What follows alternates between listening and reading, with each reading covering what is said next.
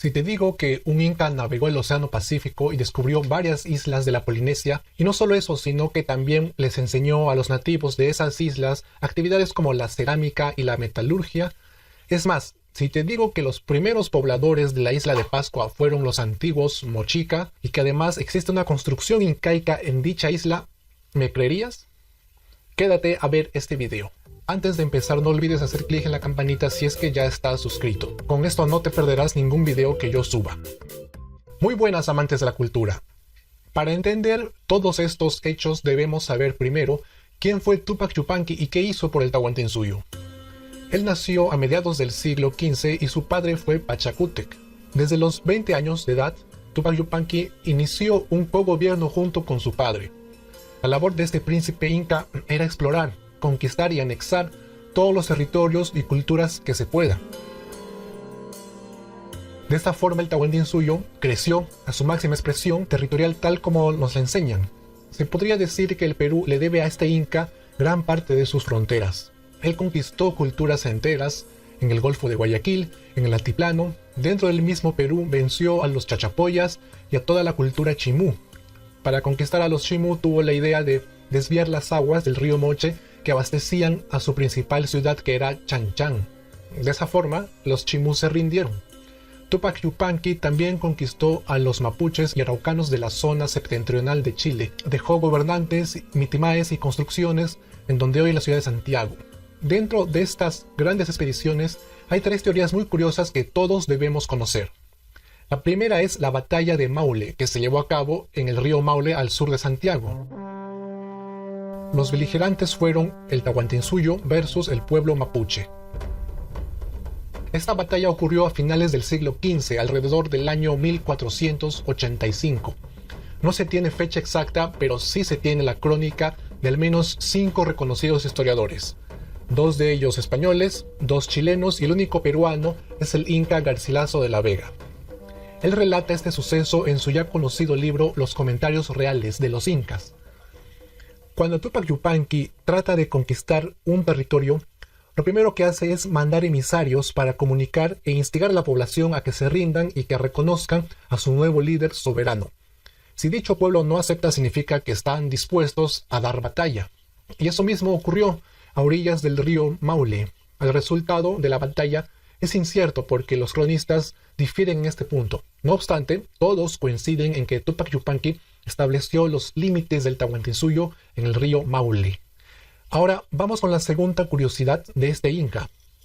Existen datos aportados por cronistas españoles que narran que la expansión incaica habría llegado más al sur del río Maule y que además se habría producido una última expansión o invasión en las cercanías del río Biobío. También se menciona que Tupac Yupanqui se quedó en el valle de Arauco, donde pausó el invierno y construyó algunos fuertes.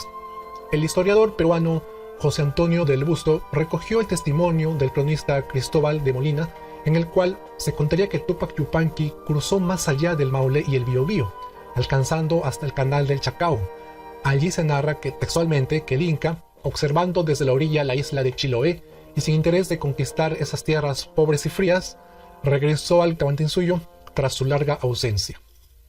La tercera y última curiosidad es, según yo, la más interesante de todas. Se trata de la expedición incaica hacia Oceanía, que sucedió en el año 1465.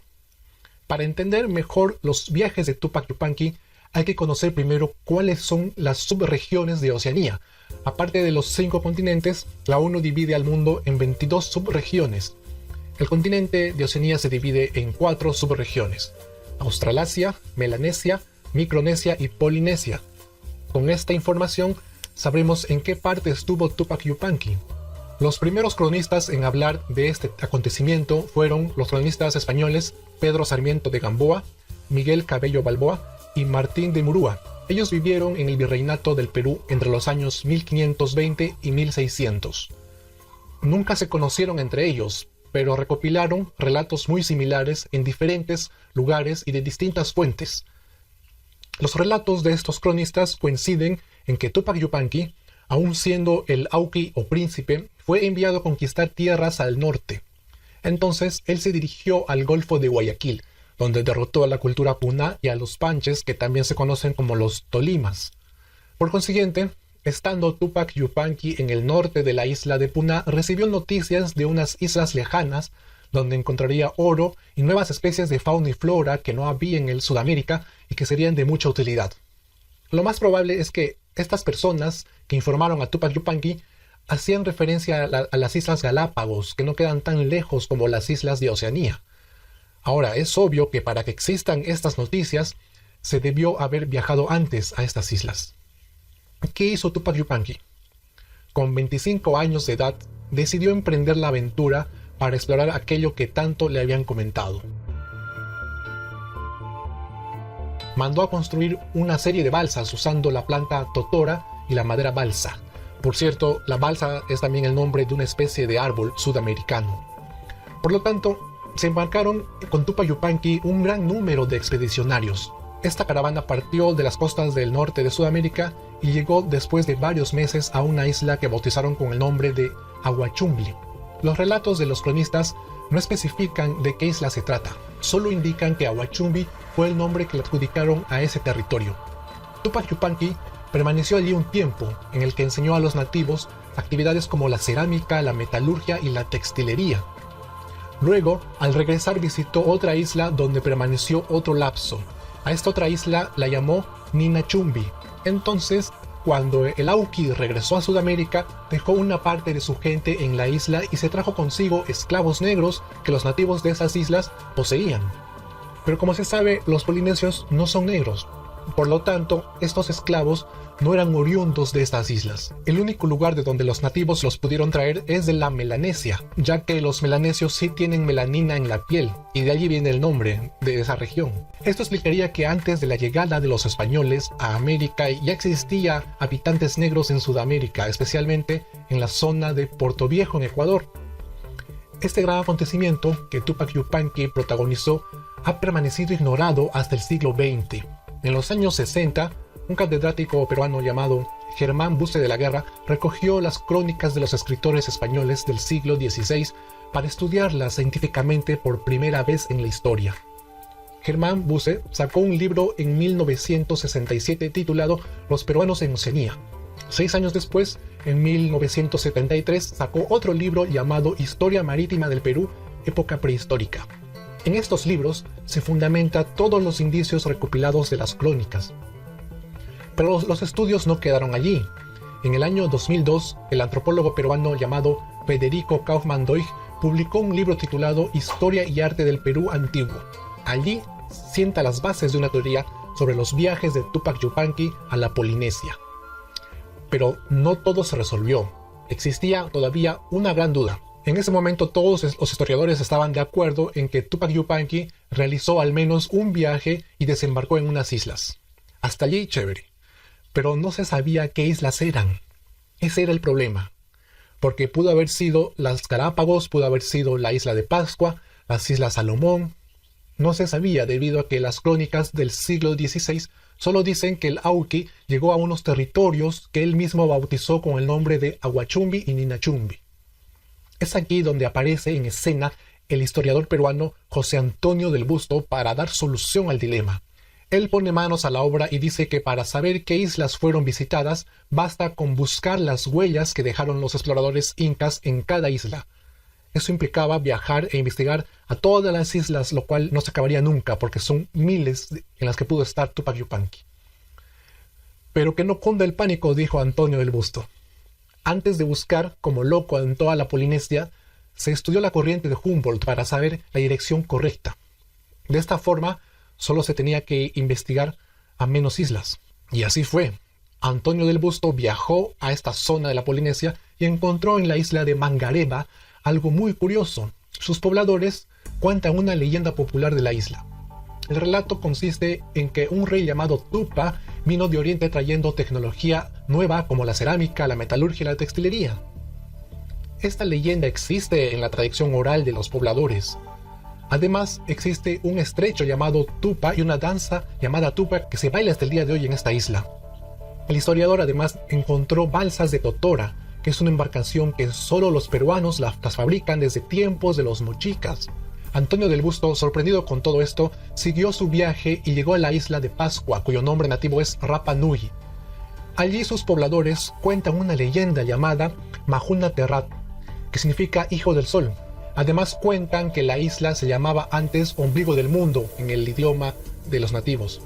Estas coincidencias emocionaban mucho a Del Busto, pero hubo algo que lo emocionó muchísimo más. Encontró una construcción inca. Se trata del santuario de Binapú, el cual está hecho con la misma arquitectura incaica. No hay nada que lo diferencie con Sacsayhuamán o con el Coricancha. Es la misma técnica, el mismo estilo. Además es único en la isla de Pascua y en toda Polinesia. Existen decenas de pruebas más que Antonio Del Busto recopiló. Todas ellas están publicadas en su libro titulado Tupac Yupanqui, Descubridor de Oceanía, que salió en el 2006. Un datillo extra es que en los años 40 un explorador noruego llamado Thor Heyerdahl quiso demostrar que la Polinesia fue poblada por primera vez por culturas precolombinas del antiguo Perú. La comunidad científica rechazaba sus hipótesis diciendo que en esa época no se tenía las tecnologías para viajes tan largos. Entonces el explorador construyó una balsa al que bautizó con el nombre de Kon-Tiki, mismo dios de los polinesios.